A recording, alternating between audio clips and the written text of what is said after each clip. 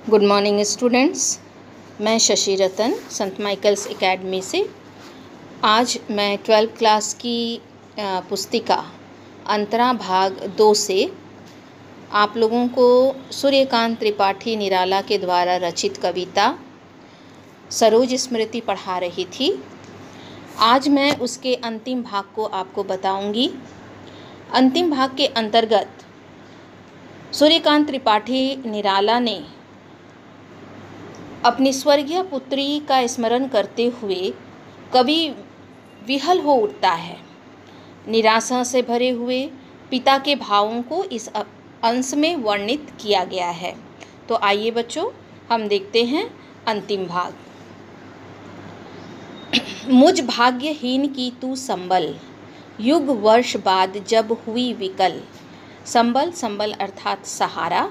विकल, विकल का अर्थ होता है व्याकुल या बेचैन। इन पंक्तियों के माध्यम से कवि बताना चाहते हैं और कहते हैं, हे पुत्री, मुझ भाग्यहीन का एकमात्र सहारा तू थी। तेरी मृत्यु के 2 वर्ष बाद जब व्याकुलता बढ़ गई है, तब मैं तुझसे क्या कहूँ। यानी कि यहाँ पर कवि बताना चाहते हैं कि आज 2 वर्षों के बाद जब तुम्हारी मृत्यु की व्याकुलता बहुत ज़्यादा बढ़ गई है, तब मैं तुझसे क्या कहूँ। दुख ही जीवन की कथा रही, क्या कहूँ आज जो नहीं कही। इन पंक्तियों में कवि कहते हैं, मैंने अपने जीवन की कथा किसी से नहीं कही। वस्तुतः दुख ही मेरी जीवन कथा है। मैंने जीवन में दुख ही दुख देखे हैं। मेरा जीवन दुखों की लंबी कहानी है। कवि विहल है, पर स्वर्गीय बेटी को भी दुख बताना नहीं चाहता, क्योंकि यह दुख कथा आज तक किसी को नहीं सुनाई। यानी कि यहाँ वो अपने दुख की कथा आज तक किसी को नहीं बताएं, लेकिन पुत्री के मृत्यु के बाद वो बहुत बेचैन हो उठते हैं और अपनी कथा को बोल रहे हैं कि मैं तुझसे आज क्या कहूँ। हो इसी कर्म पर वज्रपात, यदि धर्म रहे नत सदा साथ। वज्रपात का अर्थ होता है भारी विपत्ति। यहाँ कवि इन पंक्तियों के माध्यम से कहना चाहते हैं, मेरे ऊपर चाहे वज्रपात हो, भारी विपत्ति आए, यदि धर्म मेरे साथ रहा तो मैं इन विपदाओं को मस्तक झुकाकर स्वीकार करूँगा। यानी कि अगर बहुत सारी भी विपदा मेरे सामने आ जाएगी, तब भी मैं नतमस्तक होकर झुककर उसे स्वीकार करूँगा। इस पथ पर मेरे कार्य सकल, हो भ्रष्ट शीत के से सतदल। सतदल का अर्थ होता है कमल। यहाँ कवि बताना चाहते हैं, धर्म मार्ग पर चलते समय भले ही मेरे समस्त कर्म उसी प्रकार नष्ट हो जाएं, जैसे सीताधिक्य से सतदल नष्ट हो जाते हैं। कवि यहाँ बताना चाह रहे हैं कि चाहे कुछ भी हो जाए, लेकिन मैं अपने दुखों को किसी के समक्ष नहीं रखूँगा। जिस तरह से अधिक शीत पड़ने पर, अधिक ठंड पड़ने पर कमल का फूल नष्ट हो जाता है, उसी तरह से मेरे भी सारे दुख नष्ट हो जाएंगे। कन्ये गत कर्मों का अर्पण कर करता मैं तेरा तर्पण। तर्पण का अर्थ होता है देवी देवताओं, ऋषियों और पितरों को तिल या तंडुल मिश्रित जल देने की क्रिया को ही तर्पण कहते हैं। और अर्पण का अर्थ होता है देना, अर्पित करना। यहाँ इन पंक्तियों में कवि बताना चाहते हैं कि मैं अपना पथ नहीं बदलूँगा। बेटी, मैं तेरा तर्पण अपने बीते हुए शुभ कर्मों को तुझे सौंपते हुए करता हूँ, अर्थात मेरे द्वारा किए शुभ कर्मों का फल तुझे मिल जाए, ऐसी भगवान से प्रार्थना करता हूँ। यानी कवि यहाँ बताना चाहते हैं कि हे पुत्री, तुम्हारी मृत्यु के बाद भी मैं वो दुख तुम्हारे समक्ष नहीं रख रहा हूँ। मैं बस इतना ही भगवान से प्रार्थना कर रहा हूँ कि जो भी मेरे शुभ कर्म थे, जो भी मेरे शुभ कर्म जीवन में मैंने जो भी किए हैं, वो सब तुझे ही मिल जाए। अब हम आएंगे इन पंक्तियों में देखने के लिए कि इन पंक्तियों में कवि ने काव्य सौंदर्य के अंतर्गत हमारे समक्ष कौन सी बातें रखी हैं। काव्य सौंदर्य बताने से पहले मैं संक्षेप में इस पूरे पद का आपको अर्थ बताना चाहूँगी।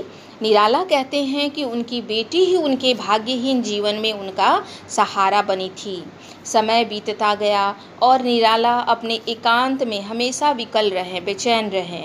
उन्होंने महसूस किया कि दुख ही उनके जीवन की कथा रही। अपनी बेटी की मौत पर उन्होंने कभी किसी से कुछ नहीं कहा। उस दुख को वे अपने ही अंदर छिपाए रहे। वे खुद से ही पूछते थे कि क्या कहूँ आज और क्यों कहूँ, वह तो रही नहीं। लेकिन एक पिता का धर्म निभाने के लिए वे उसी के लिए दिन रात काम करते रहे।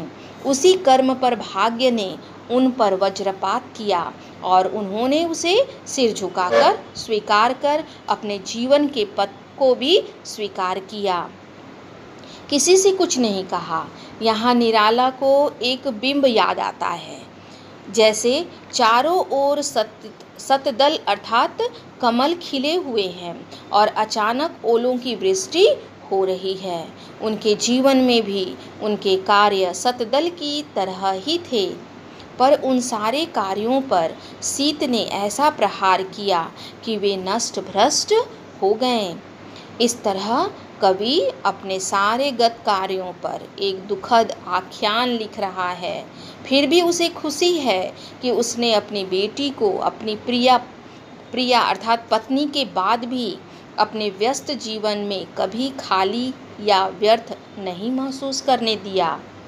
अंत में निराला यहाँ स्वीकार करते हैं, जैसे सामने बेटी मरने के बाद भी सजीव खड़ी है। वे कहते हैं, बेटी, अब तक मैंने जो भी अच्छे कर्म किए हैं उन्हीं को गवाह बनाकर, साक्षी बनाकर और उन्हीं को तुझे अर्पित करके मैं तेरा पिता, तेरा तर्पण करता हूँ। यानी कि तर्पण मृत्यु के बाद ही किया जाता है, जिसे हम लोग कहते हैं पिंडदान करना। यहाँ पर कवि ने काव्य के सौंदर्य को हमारे समक्ष रखते हुए कहा है कि मार्मिक शब्दों में अपनी भाग्यहीनता और अपने जीवन संघर्ष की बात सोचते हुए अपनी पुत्री का अपने गत कर्मों से तर्पण करने का वर्णन कर रहे हैं। निराला अपने दुखमय जीवन में संबल बनी, सहारा बनी अपनी पुत्री की मृत्यु को भाग्य का खेल समझकर चुपचाप स्वीकार कर लेते हैं और किसी से कुछ नहीं कहते। वे इस सारे घटनाक्रम को यहाँ एक बिंब की तरह देखते हैं कि उनके जीवन कमल पर किस प्रकार शीत ने प्रहार करके उसे नष्ट किया है। परंतु इस दुख में निराला को केवल अपनी बेटी ही सजीव खड़ी दिखती है, इसलिए वे अपने पूर्व के सभी कार्यों को उसे अर्पित करके उसका तर्पण करने की बात करते हैं। यहाँ पर कविता में काव्य सौंदर्य तो है ही, उसके साथ ही साथ भाव की सुंदरता भी उन्होंने प्रकट की है। भाव की सुंदरता में निराला एक भाग्यहीन पिता का संघर्ष, समाज से उसके संबंध, अपनी पुत्री के प्रति बहुत कुछ न कर पाने पर अक्रमण्यता का बोध प्रकट करते हैं। यहाँ निराला अपने जीवन के संघर्ष को भी स्पष्ट करते हैं और कहते हैं, दुख ही जीवन की कथा रही, क्या कहूँ आज जो नहीं कही। उन्होंने अपनी प्यारी बेटी की मौत को अपने जीवन पथ पर वज्रपात समझकर चुपचाप स्वीकार कर लिया। उनके दुख भरे जीवन में जो सतदल खिले थे, सतदल अर्थात जो थोड़ी बहुत खुशियाँ थी, उसे भी पाला मार गया। पाला अर्थात उनकी पुत्री की मृत्यु हो गई, अर्थात उसे भी दुर्भाग्य की नज़र लग गई थी। फिर भी निराला अंत तक लड़ते रहे और सभी अच्छे बुरे कार्यों को अपनी दिवंगता पुत्री को अर्पित कर उसे अंतिम विदा भी देते हैं। निराला इस विलाप में, इस वेदना में किसी को कोई दोष नहीं देते और इसे अपने ही हिस्से का मानकर स्वीकारते जाते हैं। यानी कि वो जानते हैं कि मेरे ही जीवन में ईश्वर ने जब मुझे दुख दिया है तो मैं उस दुख को सहूँ। यहाँ पर काव्य सौंदर्य के साथ, भाव सौंदर्य के साथ उन्होंने शिल्प के सौंदर्य को भी ध्यान में रखा है इस काव्य में। यहाँ कवि ने अत्यंत मार्मिक शब्दों में अपनी भाग्यहीनता का चित्रण किया है। अपने दुख भरे जीवन को कवि ने एक बिंब के रूप में प्रस्तुत किया है, जिसमें वह इसे शीत में मारे शतदलों के समान बताता है। सरल सहज खड़ी बोली में यहाँ पर उन्होंने तत्सम और तद्भव शब्दों का भी प्रयोग किया है। जैसे शीत के से में उपमा अलंकार से भी इसको सजाया है। तो कवि ने, सूर्यकांत त्रिपाठी निराला ने अपने इस काव्य के माध्यम से अपने जीवन के हिस्से के सारे दुख को हम लोगों के समक्ष रख रहे हैं। तो बच्चों, मुझे उम्मीद है कि आपको ये कविता समझ में आई होगी, सरोज स्मृति अच्छी तरह से समझ में आई होगी। अगर कोई भी प्रॉब्लम आपको आती है, कविता समझ में नहीं आती है या कोई भी त्रुटि आपको नज़र आती है तो आप मुझे बता सकते हैं। मैं अगले वीडियो में कोशिश करूँगी कि इन सारे इस काव्य में जितने भी प्रश्न हैं उन सब के उत्तर मैं आपको दूँ। तब तक के लिए मुझे इजाज़त दें। धन्यवाद।